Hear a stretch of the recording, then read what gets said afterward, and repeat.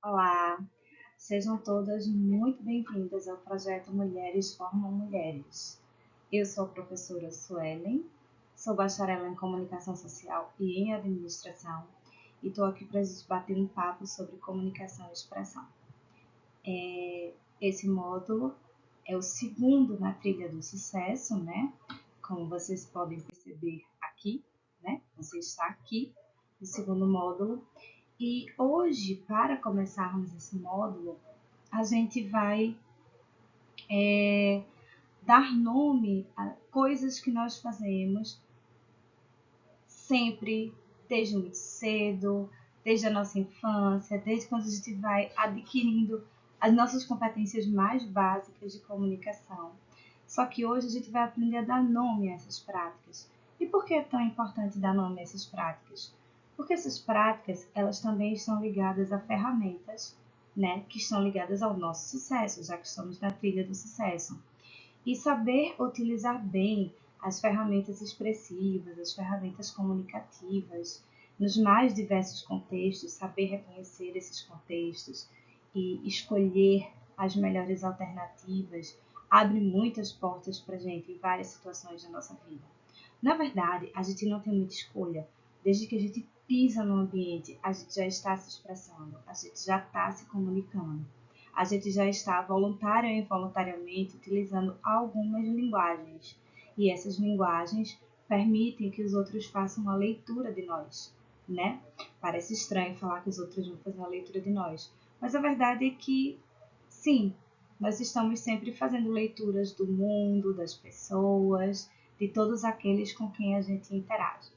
Comunicação e expressão é algo bem interessante porque desde muito jovem, desde a infância, na verdade, quando a gente vai adquirindo as nossas primeiras competências, né, de fala, a gente vai descobrindo não só essa coisa meio ultrapassada de falar certo, falar errado, né?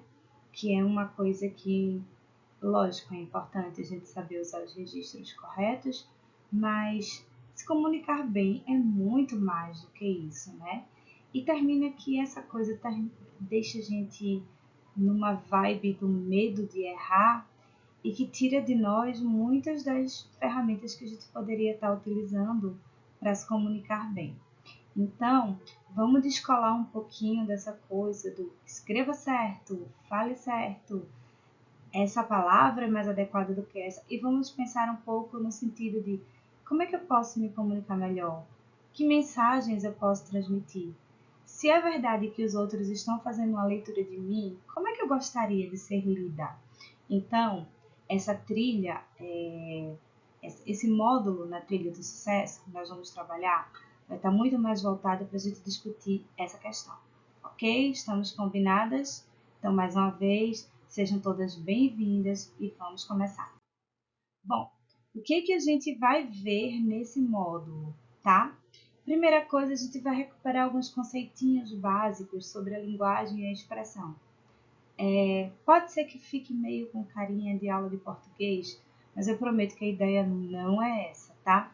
A ideia é muito mais a gente entender o poder que a gente tem com a nossa linguagem e o tanto de coisa que a gente consegue fazer se expressando, seja desenhando, seja escolhendo uma combinação de cores para vestir o nosso corpo, seja gesticulando, né? A galera da Libras que o diga, seja,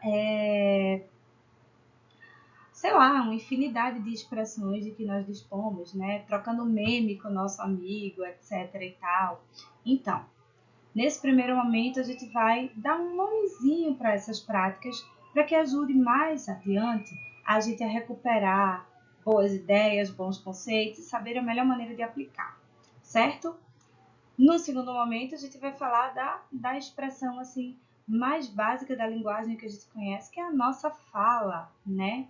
Que é algo extremamente espontâneo, que é algo extremamente intuitivo e que tem muito para nos ensinar, né? Mas, Suelen, falar é uma coisa tão assim, espontânea, tão natural da nossa espécie. Será que a gente precisa estudar realmente a fala? Bom, É importante que a gente entenda alguns recursos e algumas práticas que a gente pode estabelecer a partir da nossa fala. Isso é muito legal, tanto para a gente tocar as nossas relações interpessoais, quanto também no plano dos negócios, né? O que a nossa fala pode viabilizar, que portas a gente pode abrir, se a gente souber extrair a melhor maneira, o melhor recurso para isso, tá? No segundo momento, a gente vai falar da escrita. E não, a gente não vai se prender ao escreva assim, escreva diferente, etc e tal. Mas entender as ferramentas que a gente tem para a escrita, entender a relação quase que natural que nós fazemos entre a nossa escrita e a nossa fala, né?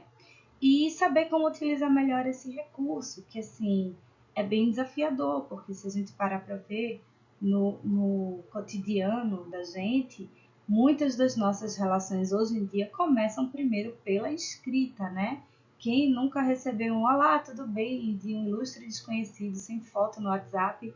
E aí, a partir desse primeiro contato, a gente foi estabelecendo e descobrindo quem era, do que se tratava, e se a gente tinha interesse em tocar ou não aquela interação para frente, né? Mas dominar as competências de fala e escrita sem dominar aquilo que não é dito, aquilo que está no plano do gestual, aquilo que está no plano do conhecimento que 2 ou 3 falantes têm e que é muito interno deles, né? Tipo uma piada interna, também é muito importante para a gente saber o que dizer, como dizer e, sobretudo, para quem a gente pode e deve dizer certas coisas. Então, o não dito nos ajuda muito a arrematar a nossa fala, a arrematar a nossa escrita, né? E, mais uma vez, todas essas competências a gente utiliza todo dia, diariamente, mesmo sem sentir, porque é algo que a gente adquire desde criancinha, quando vai aprendendo a falar, a escrever, a desenhar, a se vestir, a saber qual o melhor cumprimento que a gente estende para uma pessoa que tem mais idade que a gente, entre outras competências que a gente explora. E por fim, a gente vai trazer um pouco de tudo isso para o ambiente online.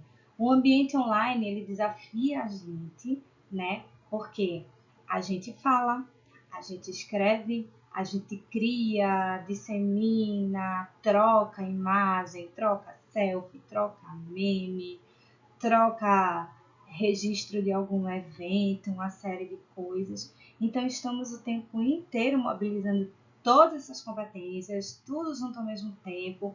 Só que existem muitas coisas que no digital a gente não acessa da mesma maneira que a gente acessa no tete a tete, né, no pessoalmente. Então, vamos lá. Vamos falar um pouquinho da linguagem nossa de cada dia, né? A gente tende a pensar em linguagem em termos de fala e escrita. Não é um equívoco. Até porque eu acho que o primeiro momento da nossa vida, da nossa educação formal, que a gente ouve essa palavra, muitas vezes é atrelada à aula de português, aula de redação, aula de gramática, e a gente tende a circunscrever isso, a restringir isso a esse espaço. Mas não é só disso que a gente está falando, né? Então, o básico é a gente pensar que nós temos a linguagem verbal, né, que na nossa espécie, né, ela está baseada em palavras, né, e a gente tem uma série de outros códigos. Quando eu falo em código, gente, eu estou falando em elementos que 2 ou mais pessoas conhecem, que é comum para essas pessoas e que, portanto, elas podem ser uma unidade de sentido. Por exemplo, se eu estou preenchendo uma lista de coisas para fazer e eu pego, sei lá, 2 canetinhas, uma verde e uma vermelha. Existe meio que um código que estabelece o vermelho a coisas permitidas, a coisas realizadas, a coisas desejáveis, corretas. E o vermelho está muito ligado à interdição, ao erro, ao que não está correto. Por exemplo, o nosso semáforo, né?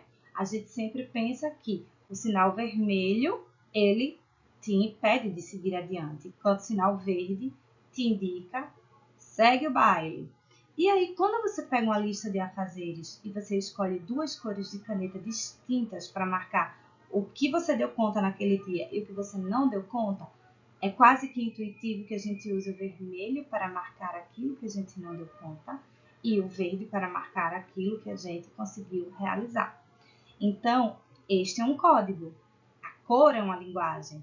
Quando a cor é atrelada a uma série de contextos distintos, ela pode nos comunicar perigo, ela pode nos comunicar atenção, ela pode nos comunicar alegria, luto, né? E você sabia que nem todas as culturas usam o preto como sinal de luto? Existem algumas culturas que a cor do luto é vermelho. Então, esses códigos, eles pertencem a uma comunidade, né? Não, eles não são universais, todo mundo domina aquele mesmo código, certo? Então, a linguagem não verbal, ela é tão complexa quanto a verbal e ela explora a nossa percepção, nossa capacidade de observar o outro, etc. Beleza? Então, aqui eu trouxe alguns exemplos de linguagem verbal e não verbal, né?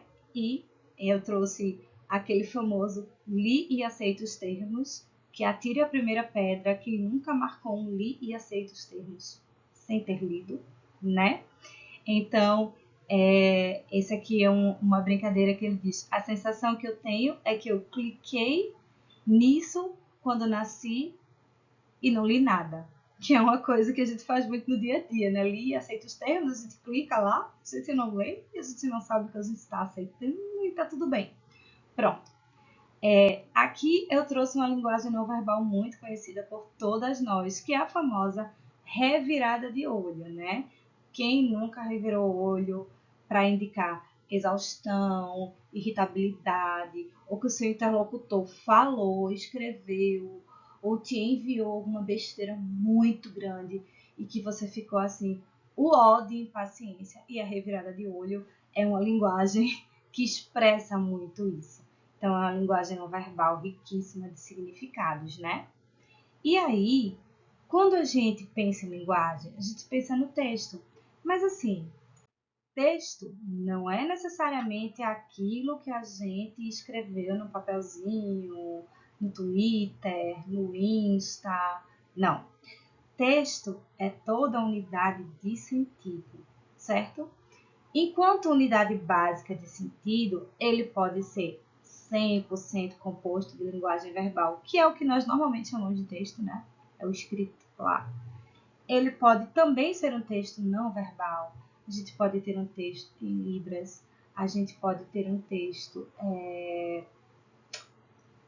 baseado unicamente, por exemplo, quando você está estudando para tirar a carteira de habilitação e você tem aquele momento bem tenso da prova teórica que você vai estudar o significado de zilhões de plaquinhas, muitas daquelas placas, elas são exclusivamente não verbais. A gente precisa ler aqueles ícones e entender o que é que eles querem dizer, o que é que eles significam.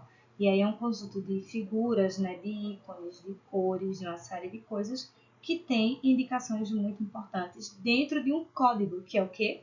O nosso Código Brasileiro de Trânsito, certo?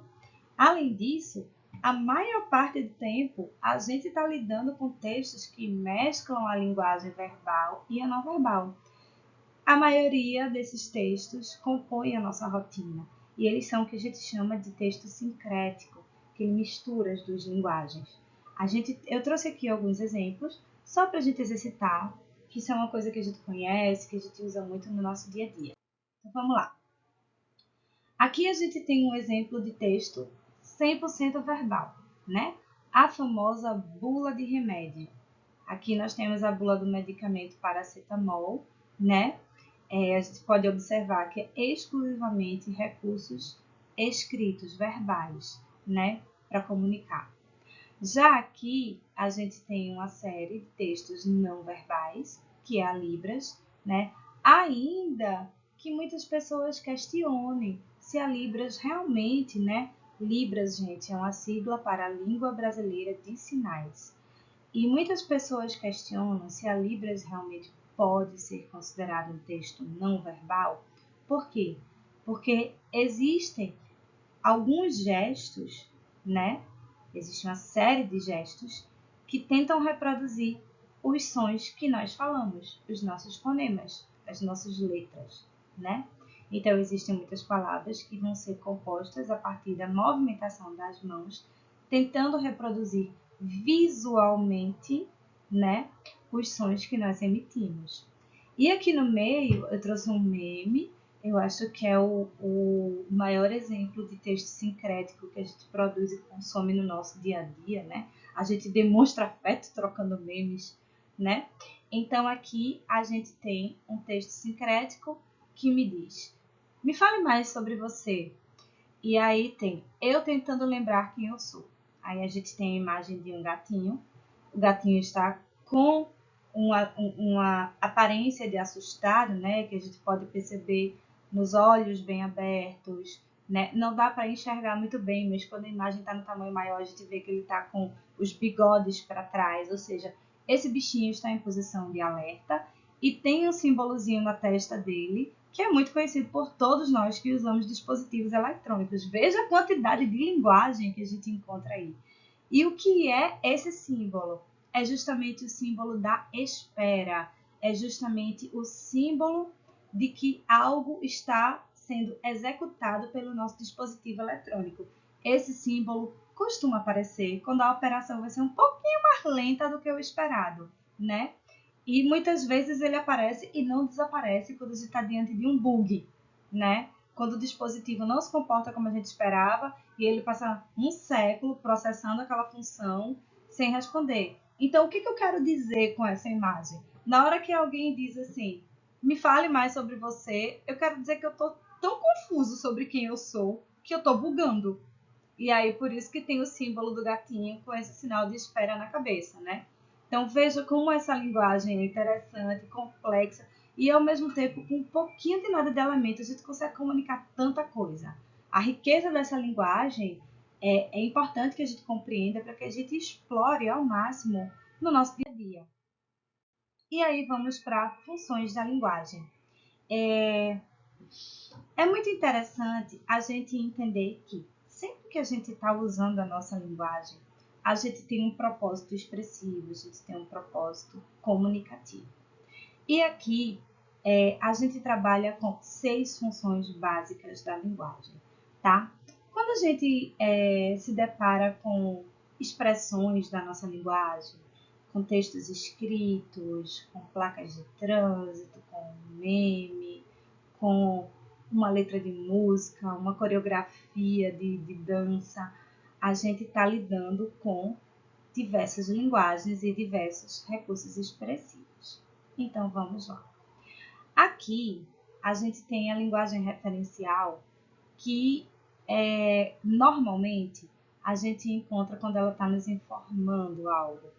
Então, um exemplo muito comum são as notícias dos jornais, quando você entra no elevador e tem aquele informe, né, indicando a quantidade de pessoas que podem ocupar aquele espaço, ou quando o próprio síndico do condomínio decide colocar ali naquele elevador as informações importantes que precisam circular, ou quando você recebe algumas instruções pelo WhatsApp, estamos falando da linguagem, da função referencial da linguagem. Ela tem a função de informar, certo? Já a função conativa, ela tem a função de convencer o seu interlocutor. Então, ela está muito mais voltada para quem ouve, para quem recebe a mensagem, do que para quem propriamente fala ou expressa alguma coisa, certo? Então, é muito comum a gente ver isso em anúncios, né? Em campanhas publicitárias. É muito comum a gente ver isso, por exemplo, no período eleitoral, né? As campanhas eleitorais usam muito dessa linguagem que tem o objetivo do convencimento. A função emotiva, ela tem a função de expressar, como o próprio nome diz, as nossas emoções. Então, geralmente, os textos são escritos em primeira pessoa, ou seja, eu falando de mim mesma, né? Quando eu escrevo um diário, quando eu publico um desabafo nas minhas redes sociais, quando eu trago alguma expressão do meu eu, né? Da minha individualidade ali naquele texto, eu estou usando a função emotiva. E ela pode se parecer muito com a função poética, porque afinal de contas, nós temos uma sobreposição ali bem grande entre a poesia, né, e a expressão dos nossos estados, né, das nossas emoções, nossos estados subjetivos. Porém, a função poética ela é um pouquinho diferente da emotiva, porque ela está muito focada na forma também da mensagem, na maneira como eu elaboro aquilo, na maneira como eu entrego. Então, o poema, além da expressão daquilo que o autor quer dizer, existe um cuidado formal, com a quantidade de versos, alguns vão utilizar rimas, alguns vão fazer o formato do poema coincidir com o formato de algum objeto que ele quer representar. Então, existe uma coisa formal. Isso significa dizer também que a linguagem, a função poética da linguagem, ela não vai acontecer só em poemas, não, tá? A gente tem obras literárias, crônicas, romances que também podem utilizar a função poética da linguagem, porque ela é marcada com cuidado com a forma como eu digo isso para alguém, tá? A própria publicidade pode utilizar bastante essa função da linguagem, né? E a gente tem a função metalinguística, que é mais comum quando a gente está falando, usa a linguagem para falar a própria linguagem. Então, quando a gente vai para uma gramática, para um manual de escrita, para um dicionário, a gente encontra um monte de exemplos da função metalinguística. E, por fim, a gente tem a famosa função fática, que ela tem a função de estabelecer os diálogos. É o famoso oi, tudo bom, né? Aquela famosa situação em que você está no elevador, daí entra seu vizinho, daí vocês estão assim, um olhando para a cara do outro, ninguém sabe o que dizer. Aí você olha assim, faz, menino, tá um calor, né? Veja, você não está informando para ele que é quente, né? Não é uma função referencial, porque assim, se ele tiver pele, né? Se ele tiver órgãos dos sentidos funcionando, ele provavelmente vai saber que está fazendo calor, né? Então, você não está informando para ele que você está com calor. Você está, na verdade, usando uma frase aleatória para estabelecer contato. Então, a função fática da linguagem ela não é marcada só pelo oi, pelo tudo bem, pelo como vai, mas muitas vezes é você naquela fila de banco. Ai, meu Deus do céu, essa fila não anda. Olha, o cara que está na sua frente, a colega que está na sua frente, ela deve saber tanto quanto você que está demorada. Então, a função daquilo ali é você estabelecer o contato, você iniciar um diálogo, você marcar o começo de uma interação, que pode ou não ter continuidade, tá? Vamos ver os exemplos aqui? Aqui a gente tem um trechinho de um poema de Cecília Meirelles, né? Que é A Bailarina. Então, ela marca, que a gente pode ver alguns elementos da função poética, que é, por exemplo, a versificação. Ele está escrito em versos. Eu poderia colocar um texto corrido. Essa menina, vírgula, tão pequenina, vírgula, quer ser bailarina, etc. Mas veja que ela colocou em versos. E os versos são marcados por rimas. Menina, pequenina, bailarina, ré, pé, certo? Então, esse é um exemplo da função poética. A função referencial, a gente tem aqui uma manchete de jornal, né? Que é onde a gente costuma ver a forma mais comum da função referencial. Mas, na verdade, você está no dia a dia inteiro praticando isso. Por exemplo, se um cliente liga e pede um orçamento, na função referencial, você está passando o orçamento para ele. E você está usando a função referencial. Olha, esse valor é tanto, ele contempla os produtos A, B e C, ou ele contempla os serviços A, B e C. Aí o cliente faz, nossa, mas tá tão caro. E aí você pode perfeitamente já ir para a função conativa, para apelar. Então, mas olha, você não quer experimentar? Eu te garanto que se você experimentar, você vai ver que esse preço é justo, que a gente oferece algo diferenciado, não sei o que. Então, eu já estou indo para o plano do convencimento e não mais para o plano da informação, certo? Aqui a gente tem a função metalinguística. A gente tem uma formiguinha professora que está repreendendo a formiguinha aluna, porque a formiguinha aluna teria escrito pechincha com X. E a formiguinha, a professora, está dizendo para ela que pechincha é com CH, né? Então, a gente tem aí o uso da linguagem falando da linguagem, né? Que é o exemplo comum da função metalinguística. Aqui a gente tem a função fática, e aí eu trouxe essa imagem, né? Que é a alegria, é o momento do amor e ódio das pessoas. Tem gente que ama dar bom dia pelo WhatsApp, mandar aquela mensagem de começo do dia, motivacional. Existem até páginas só de mensagens de bom dia específicas para mães, para tias, para namoradas, para filhos, etc. E existe gente que odeia receber mensagem de bom dia no WhatsApp. Então, isso aqui eu tirei de uma notícia, inclusive, que algum software, alguma coisa, bloquearia mensagens de bom dia em massa, né? Eu não sei se isso é verdade, mas aí eu trouxe esse exemplo para mostrar como a própria função fática da linguagem, ela meio que tem no espaço de fala por serviços de mensagem instantânea, seja o direct, seja o próprio WhatsApp, ela tem muito essa coisa de, às vezes, você já vai direto ao ponto, né? Já abre a janela e, olha, sobre aquele material que você me mandou e tal, você deixou onde? E muitas vezes a gente já abandona um pouco a função fática nesses meios, né? Tô dizendo que isso é legal não, tá, gente? Cortesia é bom em qualquer meio de comunicação. Tô falando que existe uma prática cultural que meio que está crescendo por aí, né? E aqui a gente tem a função emotiva, e aí eu trouxe isso aqui de propósito. Isso é uma peça publicitária da Kibon Sorvani, não é uma peça de verdade, tá, gente? Provavelmente foi algum trabalho de faculdade que alguém publicou no Pinterest. E aí é uma pessoa escrevendo no diário, falando como foi o dia dela, que ela fez uma arrumação e que no fim do dia ela pode saborear um napolitano.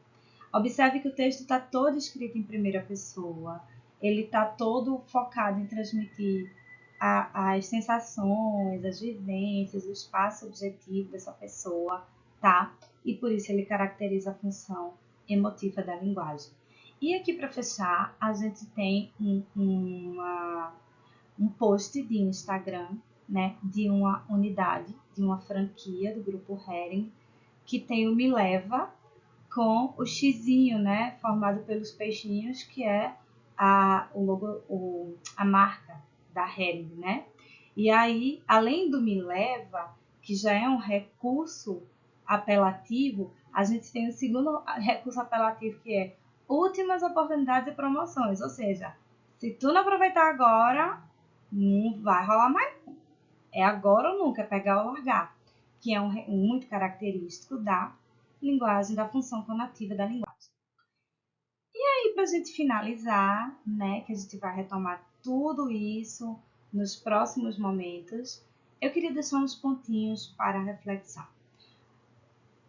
Eu queria que cada uma de vocês observasse a maneira como vocês interagem no dia a dia.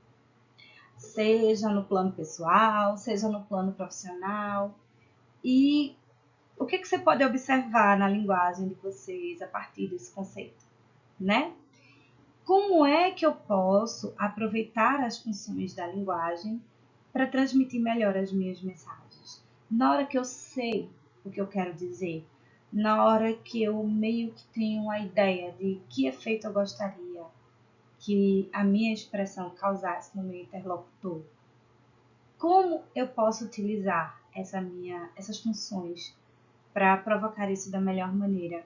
E por fim, como eu utilizo minha fala, minha escrita, meus memes, minhas selfies, os gestos, as cores que eu gosto de utilizar nos meus acessórios, nas minhas roupas, nos meus pertences, e o que isso comunica sobre mim?